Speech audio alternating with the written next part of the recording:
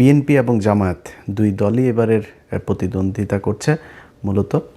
তো তাদের ভেতরে কাদের অবস্থান কেমন আছে, ক্ষমতায় কারা যেতে পারেন, কেন যেতে পারেন, বা আপনার কাকে পছন্দ করা উচিত, সমর্থন দেওয়া উচিত ইনডিরেক্টলি, সেটারও কিছু ইঙ্গিত আমার এই ভিডিওতে থাকবে। প্রথমেই বলে রাখি যে 2024 সালের 5ই আগস্টের পর থেকে আমি বিভিন্ন ভিডিওতে বলেছি যে তারেক রহমান এর নেতৃত্বে যে বিএনপি, সে বিএনপি আগের বিএনপি সরকারের যে সময়টা ছিল তার চাইতে অনেক বেশি উন্নত একটা কি বলবো যে ভালো কিছু করবে, এরকম একটা সরকার তারেক রহমান করবেন। তার কিছু তিনি যে বলেন যে আই হ্যাভ এ প্ল্যান, আসলেই তার একটা প্ল্যান আছে, এবং এটা আমি তার খুব ঘনিষ্ঠ লোকজনের সাথে তার যে কথাবার্তা হয় তাদেরও অনেকের কাছেই শুনেছি। এবং তার কিছু জিনিস যদি আপনারা দেখেন, গেল কয়দিনে তারেক রহমান দেশে যাওয়ার পর থেকে এখন পর্যন্ত আপনি দেখবেন যে এই বিএনপি হ্যাঁ ভোটের বিরুদ্ধে, সরাসরি না ভোটের পক্ষে অবস্থান নিয়েছিল। যখন সালাউদ্দিন বিএনপির একেবারে সামনের সারিতে নেতৃত্ব দিচ্ছিলেন মনে হচ্ছিল, তো তারেক রহমান দেশে যাওয়ার পরপর বিএনপি এখন হ্যাঁ ভোটের পক্ষে সরাসরি ক্যাম্পেইন করছে। তারপরে কিছু কিছু জায়গায় আবার বলা হচ্ছে যে বিএনপি এই বিসমিল্লাহ সরিয়ে দেওয়া হচ্ছে সংবিধান থেকে, এই হ্যাঁ ভোটের পক্ষে ভোট দিলে। একদম মিথ্যা একটা কথা। সংবিধানের যেসব অনুচ্ছেদগুলো পরিবর্তন করতে চায়, সংস্কার করতে চায়, একমাত্র সেই অনুচ্ছেদগুলো নিয়ে কথা বলা হচ্ছে। বিসমিল্লাহ এটা প্রস্তাবনায় আছে, এটা নিয়ে কোনো আলোচনা হয় না, এটাতে টাচই করে নেই। এটার কোনো সংস্কার চায় না, যে কারণে ওই আলোচনা এই ইয়েতে নেই। তো এটাকে বোঝানো হচ্ছে যেহেতু এই সংস্কারের এই জায়গায় নেই, সংস্কার এই জায়গায় থাকবে না, তো পুরো সংবিধান তো সংস্কার করা হচ্ছে না, সংবিধান তো আর বাতিল করে দেওয়া হচ্ছে না, সংবিধান এই সংশোধন করার একটা বিল আনার পক্ষে কাজ করছে। তো সেইখানে যেগুলো যেগুলো সংশোধন করা দরকার সেটার ব্যাপারে আলোচনা হয়েছে। যেহেতু সংস্কারের মধ্যে বিসমিল্লাহটা নাই, এটারে মানুষের মধ্যে শোনানো হচ্ছে যে বিসমিল্লাহ থাকবে। বিসমিল্লাহ থাকবে, বিসমিল্লাহর হাতই দেওয়া হবে না, ওইখানে আছে যেইভাবে আছে সেইভাবেই। যে অনুচ্ছেদ পরিবর্তন হবে সেটা নিয়ে শুধু আলোচনা হবে। তো এরকম বিএনপি তারেক রহমান দেশে যাওয়ার পর থেকে হ্যাঁ ভোটের পক্ষে এখন ক্যাম্পেইন শুরু করেছে। বিএনপি যাওয়ার পরে মির্জা ফখরুল ইসলাম ওবায়দুল কাদের, তিনি আপনার মাথায় টুপি টুপি দিয়া বললেন কি, কোরআন সুন্নাহর বিরুদ্ধে কোনো আইন বিএনপি সরকার ক্ষমতায় গেলে হবে না। ও হইল নরেন্দ্র মোদীর পোলা, এই মির্জা ফখরুল। নরেন্দ্র মোদীর পোলা এখন কয় যে কোরআন হাদিসের বিরুদ্ধে আইন করা হবে না। এগুলি সব এই তারেক রহমানের গুতা, এই গুতায় এগুলো সোজা হয়েছে। তো এরকম কিছু কিছু পরিবর্তন দলের ভেতরে এসছে, এবং আমি জানি না বিএনপি ক্ষমতায় যেতে পারবে কি না। এবার বিএনপি যদি ক্ষমতায় যায়, যদি নাও যায়, 5 বছর পরেও যায়, তখন আমার ওই একই বক্তব্য থাকবে, এখন যেটা বলছে আগেও যেটা বলেছে। সো আমি এই 5 তারিখের পর থেকে এখন পর্যন্ত যতগুলো ভিডিওতে এই ধরনের বক্তব্য দিয়েছি যে তারেক রহমান অনেক সুন্দর কিছু ভালো কিছু করবে, তার কিছু ভালো উদ্দেশ্য আছে, ভালো কিছু পলিসি আছে, এগুলো বলার পরে আমার যারা লোকজন আছে তারা আবার বলে নাটক কম করো, পিও এইসব কমেন্ট করে। তো যাই হোক, আমি আমার বক্তব্যে এখনও যেই জায়গায় আছি, আগেও যেই জায়গায় ছিলাম, ভবিষ্যতে ওইখানেই থাকবো, যে তারেক রহমান ভালো কিছু একটা করবে।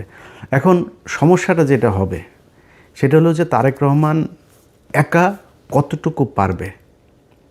এই তারেক রহমান দেশে যাওয়ার দেশে আসার আগ মুহূর্ত পর্যন্ত আপনারা দেখেছেন যে বিএনপির কথাবার্তা কত কিছু।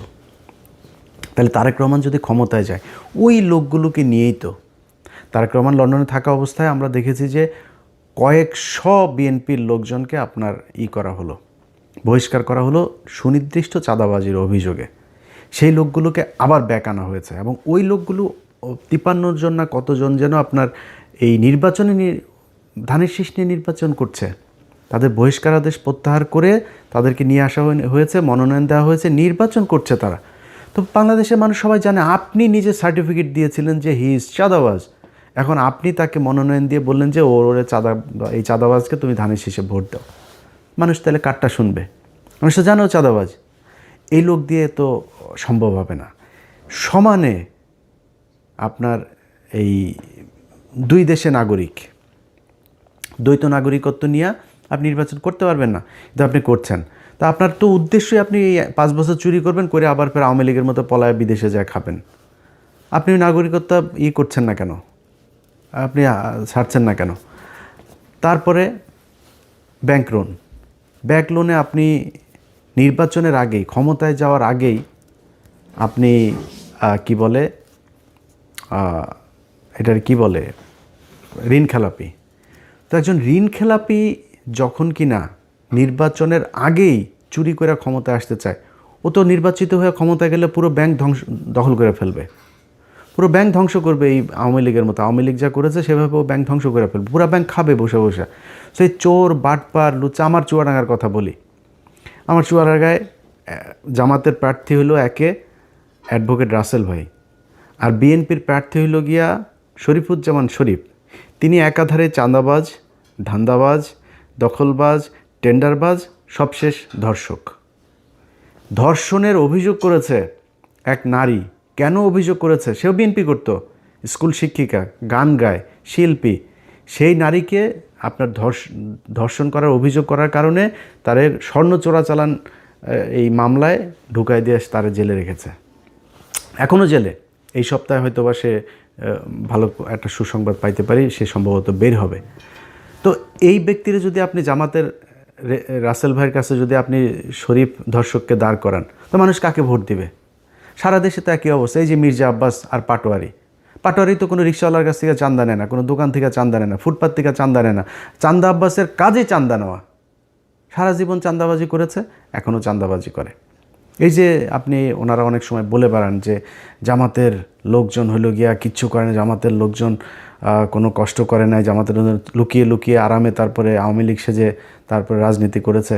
জামাতের কয়জনের ফাঁসি হয়েছে, জামাতের কতজন জেলে গিয়েছে, জামাতের কতজন রিমান্ডে গিয়েছে, জামাতের কতজন গুম হয়েছে, কতজন অঙ্গ হারিয়েছে, এটা হিসাব করতে চাইলে হিসাব করেন, তাহলে বুঝবেন যে কাদের উপরে কত নির্যাতন হয়েছে।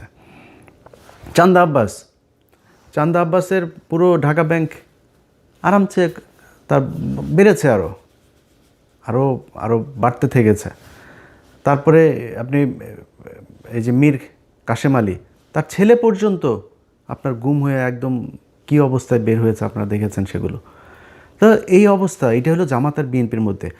আপনি ধরেন হাইপোথেটিক্যাল কথাবার্তা বাদ দেন, জামাত আর বিএনপির সাথে আমরা যে প্রতিদ্বন্দ্বিতা করব, কারণ একজন বিএনপির ভাইকে আমি বলবো যে মানে আমি কিন্তু চাই যে সব রাজনীতি, খালি বিএনপি একা না, আমি চাই আওয়ামী লীগও যদি বাংলাদেশে কোনো দিন রাজনীতি করে, জাতীয় পার্টির রাজনীতি, সব রাজনীতিবিদদেরই মানে ঠিক জায়গায় আসতে হবে। ভাই আপনি চোর বাটপার সে আগে ধান্দাবাজ চান্দাবাজ এগুলো নিয়ে আমার যদি বলতে বলেন, মানে একটু সেফ জোনে থাকার জন্য বলি, নাহলে 100% বলে ফেলতাম। 99.9% আপনার চোর, জাস্ট চুরি করার জন্য এখানে রাজনীতি করতে আসে। একদম সব, বিএনপি বলেন, আওয়ামী লীগ বলেন, জাস্ট চুরি করার জন্য রাজনীতি করতে আসে। আর জামাতকে বলা হয়, জামাতও নাকি ওরা হচ্ছে চাঁদাবাজি করে, জামাতও নাকি চাঁদাবাজি করে। জামাত চাঁদাবাজি কেমনে করে? ওই যে ইয়ানত নেয়, এটাও বলে চাঁদা। তো ও ইয়ানত নেয়, ওর পকেটের টাকা দিয়ে ও সংগঠন করে, রাজনীতি করে। আর আপনি মানুষের টাকা নেওয়ার জন্য রাজনীতি করেন, মানুষের কাছ থেকে চাঁদা নেওয়ার জন্য রাজনীতি করেন। এগুলি বলে কি আপনি বুঝাইতে পারবেন? জামাতটা আপনি বলবেন 71-এর রাজাকার, এগুলি বলে কি আপনি আমার জামাতটা পেছনে নিতে পারেন? মানুষ কেন যেখানেই যায়, যেখানেই শুনেন জামাতকে, আমরা এবার জামাতকে ভোট দিব, জামাতকে ভোট দিব, হ্যাঁ, মানে এরা আবার বলে বট বাহিনী দিয়ে এগুলি করা হয়। তো ডাকসু নির্বাচনে কি হয়েছে? ছাত্র সংসদ নির্বাচনগুলো সব জায়গাতে কেন এই ভরাডুবি? সবশেষ ডাকসু নির্বাচনে সবাই মিলে, ওই যে বিকাশ নুরু টুরু সব কটার দল মিলে এসে তারপরে শিবিরের বিরুদ্ধে লাগলো, তাও পারল না। তো কেন হচ্ছে এরকম? এটা এমনি এমনি? আপনার কি মনে হয় জাহাঙ্গীরনগর বিশ্ববিদ্যালয়, ঢাকা বিশ্ববিদ্যালয়, সব বিশ্ববিদ্যালয়গুলোতে সবাই শিবির করে, এখন সবাই জামাতে যোগ দিয়েছে? নো, কি করেছে? তাদের এই সাধারণ মানুষ যারা, সাধারণ ভোটার যারা, তারা দেখেছে যে ছাত্র দলের চরিত্র আর ছাত্র শিবিরের চরিত্র, না, এটা তো আকাশ পাতাল পার্থক্য। আমরা তো যা শুনি সব মিথ্যা কথা। এদেরকে বলা হয় এরা হইল গিয়া এই 71-এ ওর মারে এটা করেছে, ওর বোনেরা এটা করেছে, খুঁজে পায় না। সারা বাংলাদেশে যে মেজর আখতারুজ্জামান, তিনি এদিন একটা কথা বলেছেন যে ভাই 71-এ জামাত ইসলামের সংগঠনের সব মিলায় লোক ছিল না 300 জন, তারা 64 জেলায় একদম সংগঠন করে এই যে রাজাকার বলা হয়, রাজাকার জিনিসটাই তো মানে বিকৃতভাবে উপস্থাপন করা হয়েছে। রাজাকার ছিল পাকিস্তানি বাহিনীরা, এই যে ব্রিজ কালভার্ট যেগুলো ভেঙে দিচ্ছিল মুক্তিযোদ্ধারা, এগুলো রক্ষণাবেক্ষণের জন্য তাদের ইউনিফর্ম ছিল চৌকিদারদের মতো।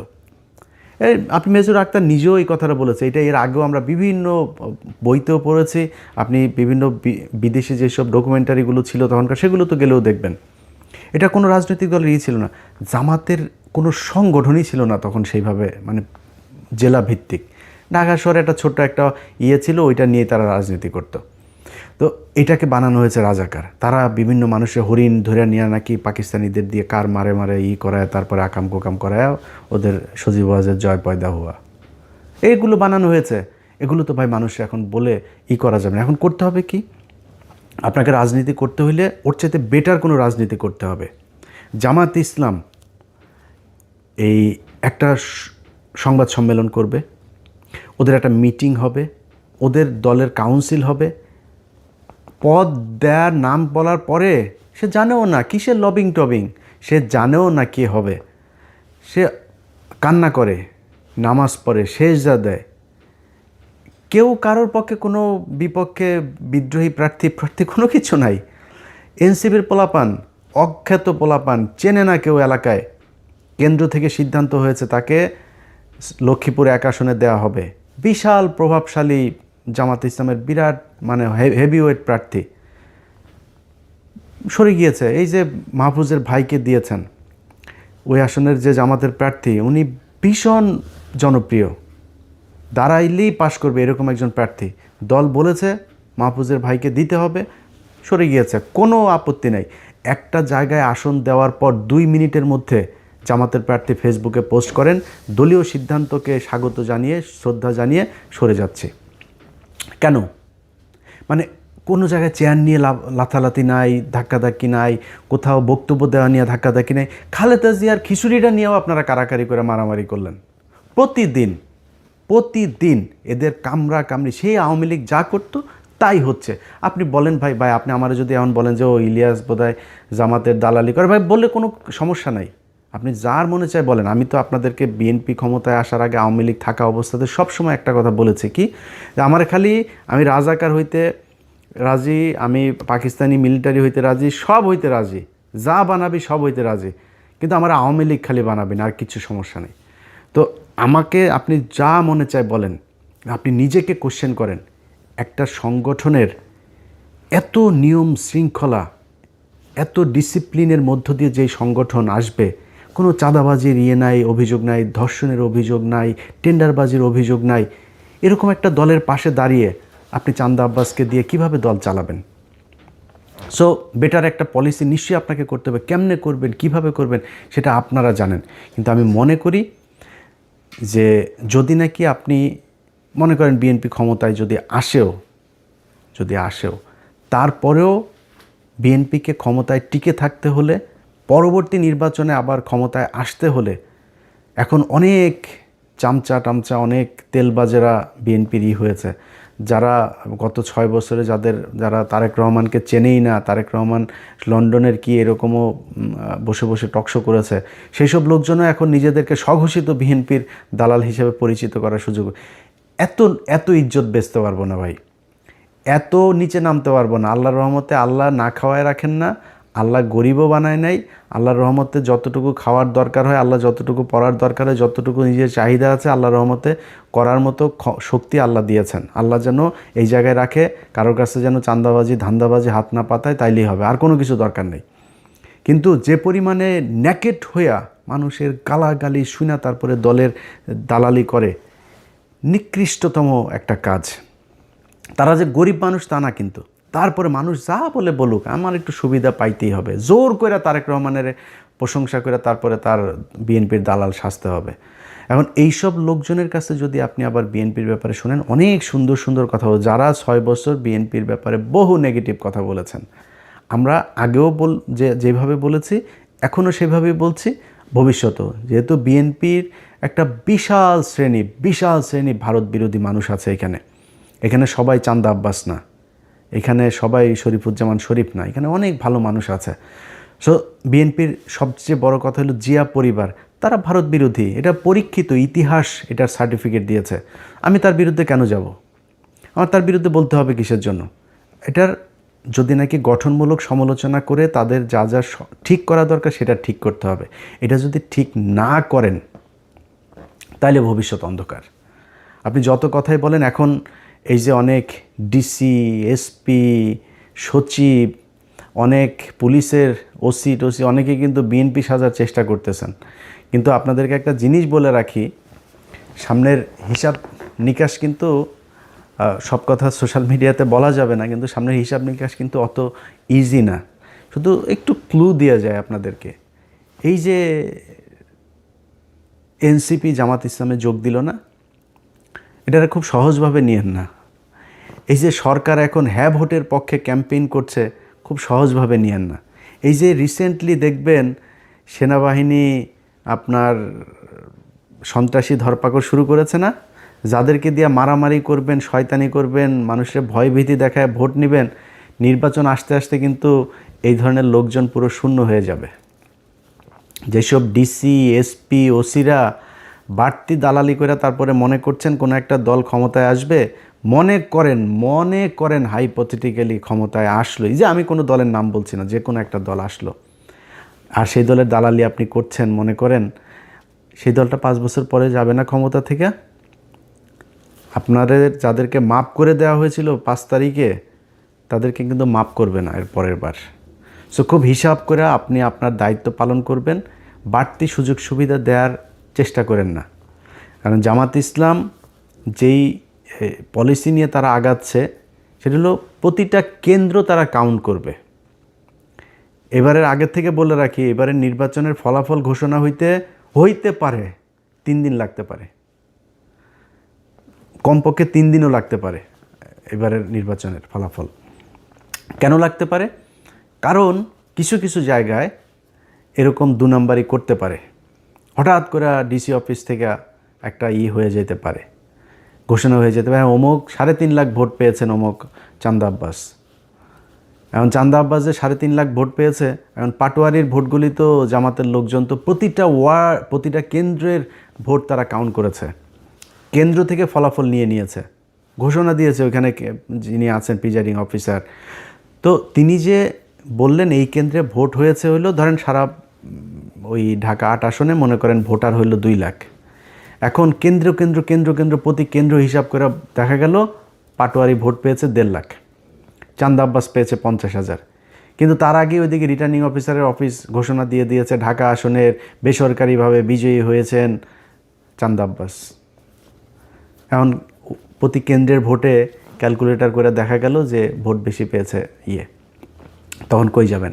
সো এরকম 2-1 জায়গায় ঘটতে পারে, আর বেশিরভাগ জায়গাতেই এরকম করা যাবে না। খুব সুষ্ঠু একটা ভোট হবে, এটা মাথায় রেখে তারপরে নির্বাচনে কাজ করতে হবে।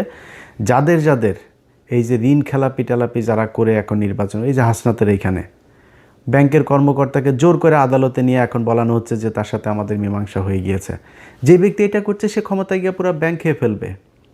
আমি তার কেন বলতে, এই লোকটার গতকালকে একটা ভিডিও দেখলাম, একটা সাংবাদিক ছবি তুলছে, প্রচণ্ড খারাপ ব্যবহার করে সেই লোকটার সাথে করছে। এ নাকি মানে হুদাই মানুষজনের ধরে চর থাপ্পড় মারে, রিক্সাওয়ালা এদেরকে গাড়ি থেকে বের হয়ে যায়, রিক্সাওয়ালা ধরে থাপড়ে, মানে খুবই মানে বেয়াদব টাইপের লোক। তো এই ধরনের একটা লোক আপনার এলাকার এমপি হবে, এটা মানুষ মানবে যখন আপনার হাতে অপশন আছে। আগের হিসাব বাদ, আওয়ামী লীগের চোর ছিল, আপনি একটা বদমাইশ ছিলেন, এটা অন্য জিনিস। এখন তো নিজেদের পকেটের টাকা খরচ করে ডিসিপ্লিন একটা দল আপনার অপোজিশনে। সো সেই সাধারণ মানুষগুলো যারা সুইং ভোটার, সেই সুইং ভোটারগুলোর সিদ্ধান্ত কোন দিকে যাবে, সারা জীবন কিন্তু এই সুইং ভোটারদের ভোটের মাধ্যমে এই দেশে রাজা নির্বাচিত হয়েছে, পরাজিত হয়েছে। সো এইবারও সেটাই হবে আমি আশা করি। এবং সেই সুইং ভোটাররা কোন দিকে ভোট দিবে সেটা আমার মনে হয় বিশ্ববিদ্যালয়ের ছাত্র সংসদ নির্বাচনগুলোতে কিছুটা দেখিয়ে দিয়েছে। আমরা বিএনপি এবং জামাত, তাদের মধ্যে সে আওয়ামী লীগ বিএনপির মতো অবস্থা, আওয়ামী লীগ জামাতের মতো অবস্থা কখনো ফিরে আসুক আমরা চাই না। একটা দল নির্বাচনে জিতে আসবে, যারা এক্সট্রিম কথাবার্তা বলে তারপরে এই 2 দলের ভেতরে গ্যাঞ্জাম বাজাইতে চান, আপনার সোশ্যাল মিডিয়াতে কমেন্ট করে ভুয়া ফেক আইডি টাইডি খুলে তারপরে দুই দলের ভেতরে ডিজিএফআইয়ের কিছু আছে, আওয়ামী লীগের কিছু আছে, ইন্ডিয়ান কিছু আছে, এরা এগুলো করতে চায়। আমি সেই রাস্তায় কখনোই হাঁটবো না। বিএনপি এবং জামাত, এই দেশে দুইটা রাজনৈতিক দল থাকতে হবে। সো দুইটা রাজনৈতিক দল যেহেতু থাকতে হবে, আমি মনে করি বিএনপি এবং জামাত এই দুইটা আমার বেস্ট চয়েস। সো তাদের ভেতরে প্রতিযোগিতা থাকবে, প্রতিদ্বন্দ্বিতা থাকবে, কখনোই সে আগের মতো প্রতিহিংসা হবে না, আগের মতো মানুষ গুম হবে না। নির্বাচনে জেতার জন্য কাউকে আপনার ফাঁসি দিয়ে মারা হবে না, নির্বাচন করতে পারবে না এই জন্য কাউকে জেলে নিয়ে রাখা হবে না, জেলে নিয়ে স্লো পয়জন করা হবে না। সো এটা কোনো দিন যেন ফিরে না আসে বাংলাদেশে। হ্যাঁ, মারামারি হবে, 2-4 জন মারাও যাবে, এরকম ঘটনা ঘটবে বাংলাদেশের মতো। এরকম মানে এখনও অর্ধসভ্য দেশগুলোতে তো এগুলো হবে, তৃতীয় বিশ্বে এটা খুব স্বাভাবিক বিষয়। যেই সব দেশে এখনও রাজনীতিতে অনেক ব্যক্তি স্বার্থটার্থ থাকে, আর্থিক অনেক সুবিধা লাভের ব্যাপার থাকে, সেখানে হইতে পারে, কিন্তু সেই পরিস্থিতি যেন আর কখনো না হয় সেই আশা করি। সেই কারণেই আমি মনে করি যে সামনের নির্বাচনটা একটা সুষ্ঠু নির্বাচন হবে, এবং সেই নির্বাচনে আমার জন্য আমি আমার ব্যক্তিগত মতামত, যদি বিএনপি অথবা জামাত এমন একটা কিছু করতে পারে, তারা সেটা নির্বাচনের আগে নিশ্চয়ই ঘোষণা দেওয়ার দরকার নাই, দিবেও না। তাদের একটা কি সরকার, জাতীয় একটা সরকার টাইপের, যারাই ক্ষমতায় আসুক, দেখা গেল যারা সংখ্যাগরিষ্ঠতা পাবে তাদের প্রধানমন্ত্রী থাকবে। এরপরে কয়েকটা মন্ত্রণালয়, কতগুলো আসন পেলে কোন কোন মন্ত্রণালয় কাদের কোনটা থাকবে, এরকম কিছু মন্ত্রণালয়গুলো তাদের কিছু ভাগ দেওয়া এবং সবাই মিলেমিশে দেশটা চালানো। আমি মনে করি এরকম কোনো কিছু একটা করলে সবচাইতে ভালো কিছু হবে। এবং আমার বিশ্বাস যে তারেক রহমান এবং ডাক্তার শফিকুর রহমান দুইজন, মাঝখানে ডক্টর ইউনূস তো আছেনই, তাদেরকে নিয়ে ভালো একটা নির্বাচন হবে এই স্বপ্ন দেখি। সবাই ভালো থাকবেন। আল্লাহ হাফেজ।